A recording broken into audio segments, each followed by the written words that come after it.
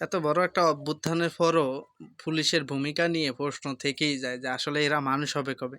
আজকে আপনি social media যে কোনো জায়গায় যান, দেখেন প্রতিটা মানুষ যাদের হৃদয়ে রক্তক্ষরণ হচ্ছে বা যাদের হৃদয়ে মনুষ্যত্ব আছে, তারা প্রতিটা মানুষের পোস্ট দিচ্ছে যে আসলে পুলিশ পুলিশ মানুষ হবে কবে।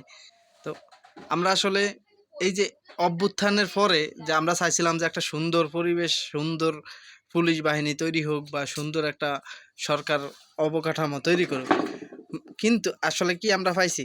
না।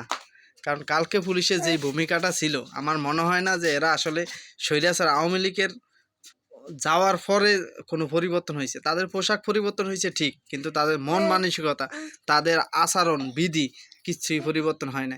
তো আমরা চাই যে একটা পুলিশ বাহিনী পরিবর্তন হোক। আর গণতান্ত্রিক দেশে মিছিল, মিটিং, আন্দোলন হবেই। তো এই বলে আন্দোলন দমন করা কোনোভাবেই কাম্য না। আমরা এটার জন্য গণ অভ্যুত্থান হয় না, এটার জন্য হাসিনা পালায় না। আমরা চাই সুন্দর একটা বাংলাদেশ হোক, সুন্দর পুলিশ বাহিনী হোক, সুন্দর জনগণের সাথে সুন্দর ব্যবহার করুক।